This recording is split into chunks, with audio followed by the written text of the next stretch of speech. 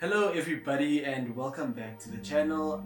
For those of you that are new, my name is Sihle Mkhorosi and I'm a medical student at the University of Pretoria. So basically what we do in this channel is talk about all things medicine and student lifestyle. And yeah, before I even get started on today's video, I just want to say huge thank you to the Scrub Cafe for proudly sponsoring me with these scrubs all the way from the Western Cape. Thank you so much for the love, really appreciate it. Okay, so today we're talking about something really important. We're talking all things chelete, finances and bursaries when it comes to funding your medical school studies. Alright, so the video is going to be divided into two segments. The first segment I'm going to discuss how much it costs to study your first year of medicine in each of the 10 medical schools in South Africa. And in the second segment, I'm going to discuss the bursaries that are available that you can use to fund your studies. Yeah, and I think this is a really important chat to have because there's this misconception we get, especially when we're still in high school. You know, your teachers will tell you work hard, get those distinctions, and bursaries will come throwing themselves at you. And you know, that is not always the case for everyone. You know, some people are lucky and yes, bursaries do chase after them. But for the most of us, we have to actively apply for those bursaries, you know, in order to get considered. And you'll find out that most of these bursaries have their own criterias and not all of them are purely based on academic merit. Some prioritize students from the low socioeconomic status, some conduct interviews and you get your place depending on how you did on that interview. Others are regional or provincial, so by virtue of that you are from that specific area, you are prone to get that bursary. So yeah, so what I did is I did my research and I found out how much it costs to fund your first year of medicine in each of the 10 medical schools in South Africa. And I must say it was quite easy to get most of the figures from the university's website. I think I got all of them except Walter Sisulu University, but luckily I have a friend who studied that site, so I eventually got hold of that. Alright, so without wasting any time, let's get started. Okay, and just a disclaimer guys, these are just tuition fees, so they do not include residence fees or any other additional fees. So it's just purely school fees, nothing else included. Okay, so starting off with the Limpopo province, the University of Limpopo, yes. So a first year medical student at the University of Limpopo in 2021 would pay 66,850 for their tuition fees. And then next up we have the University of KwaZulu-Natal. So a first year medical student at UKZN pays 52,400. And then we have the University of Free State. So a first year medical student there would pay 56,275. Okay, now heading straight to the Eastern Cape, home to the newly established medical school in South Africa, that being Nelson Mandela University. So yeah, a first year medical student at the Nelson Mandela University pays 65,980. And then right next door to NMU we have Walter Sisulu University, and a first year medical student there pays 69,550. Okay, so before I get on to the next province, it's just important to note that for those of you coming from university, so let's say maybe you did a BSc or an engineering, whatever degree you did, and there happen to be some modules that are done in medicine that you've already done in your degree, and you get credited for those, that is going to assist you in terms of lowering your fees, because the more modules you get credited, the less you have to pay. And also I know at UP there's this module at first year level called academic English. So you write a proficiency test at the beginning of the year, and if you get a certain score or a level, then you don't have to do that module. So if you pass that, you don't have to do it, and that's minus on the school fees as well. So that's just another way that you can decrease your fees. So heading over to the Gauteng province, first up we have the University of Pretoria, my university. So a first year medical student here pays 72,000 rands. And right next door to us we have Sfakomahato Health Sciences University, formerly known as Medunsa. So they have two degree programs for MPCHB. So they have the normal 6-year program and they have the extended curriculum program, which is 7 years. So a student who's doing the 7-year program at first year level in 2021 pays 41,418, and a first year MPCHB mainstream student in 2021 pays 39,280. And then heading straight over to Johannesburg, we have University of the Witwatersrand, or Wits University for short. So they also have 2 entry levels for MPCHB. So that being from matric, so MBPCH 1 in 2021 at Wits is 67,610, and the graduate entry program for graduates cost 84,197 rands, excluding equipment and Utini course, which is compulsory for non-Zulu speaking students. And the last province, but certainly not the least, is the Western Cape. So we have Stellenbosch University, and a first year medical student in 21 pays 71,203 rands, and their neighbors, the University of Cape Town, first year medical student there pays 89,370 rands. That's almost 100k just for tuition. Yeah, hectic, right? So now I'm going to talk about the different types of bursaries that are available. But just a disclaimer, for those of you who are in varsity or you have a degree and you are now working, you'll find that most of these bursaries, they will tell you that as part of their criteria, they don't want anyone with a degree. But please do me a favor, do disregard that, do not listen to it.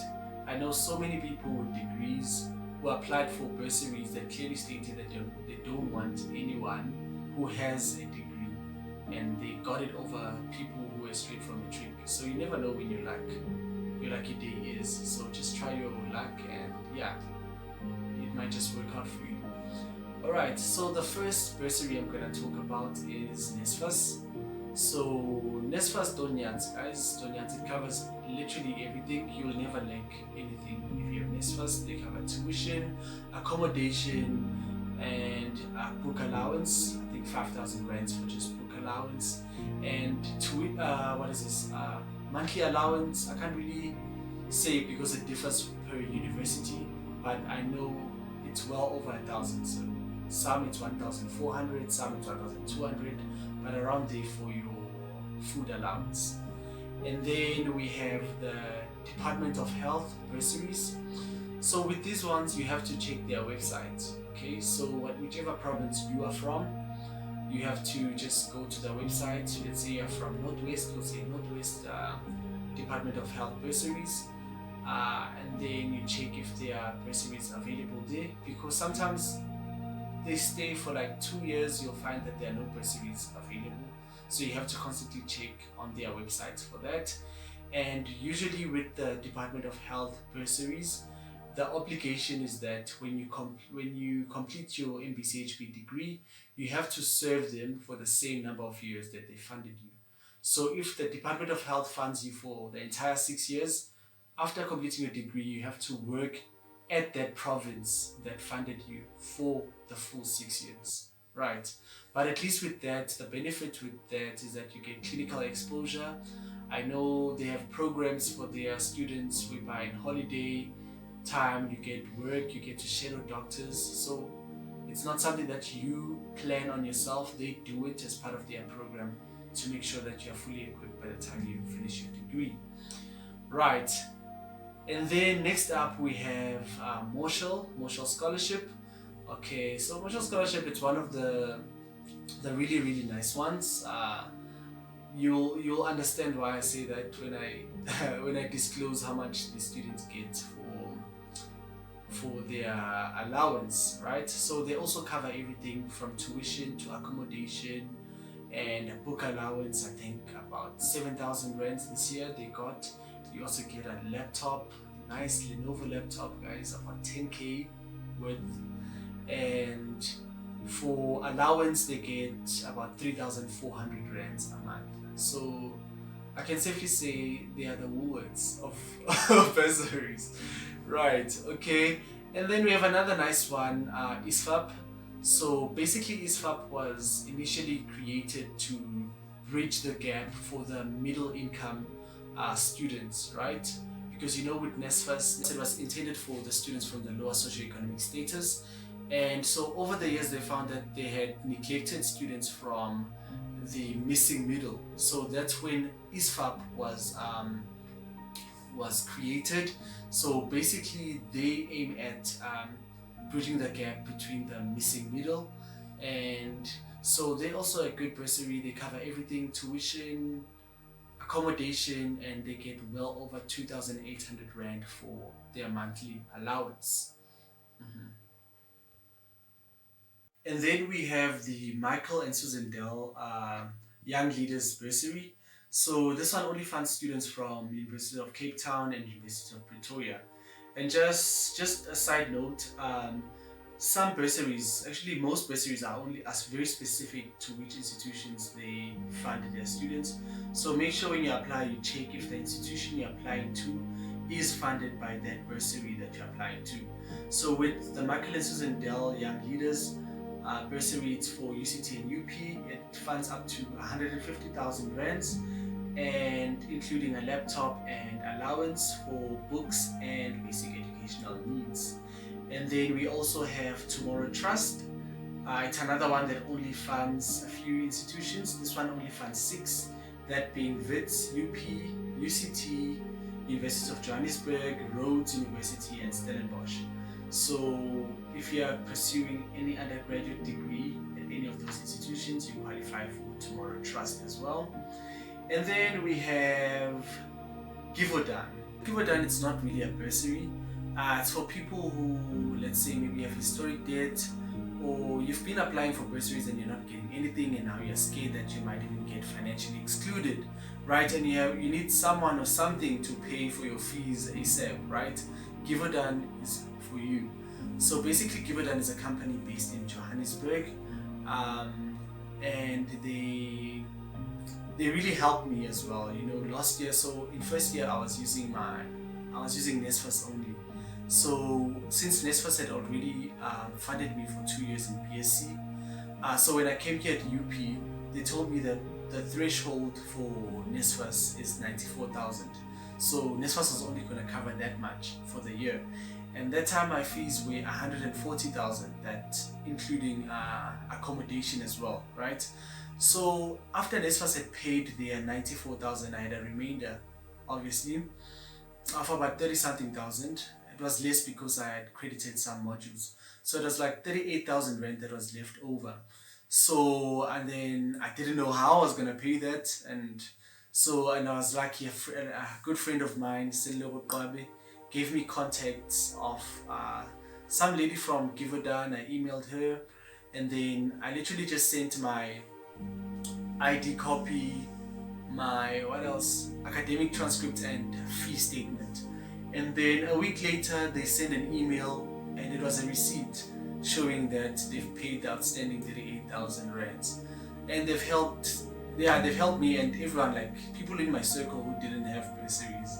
We were all helped by Give or Done. It really came through. So if you're one of those people, I'm going to leave their details on the screen here. So you just email them and you ask for the bursary application forms. So there's gonna be a form and a consent form. A bursary agreement, sorry. And then they'll tell you which documents to send to them. And if you're lucky, you get funded just like that. Yeah guys, so that's all I'm going to say for now.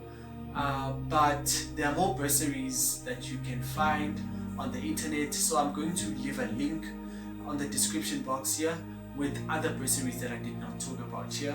So the ones I spoke about, it's ones that I personally know about and I have enough information about. I really hope that you found this video informative and helpful. And if you do have any other questions or any requests for videos you want me to do or talk about in the future, do comment down below and let me know. Yeah, I wish you all the best with all your studies, and remember, your dream is not an option, It is your responsibility, and it was purposefully placed in you. So it is up to you to make sure that it becomes a reality. And in as much as your dream is valid, it will not come to fruition unless you put in the work. So yeah, good luck guys, and I'll see you in the next video. Goodbye.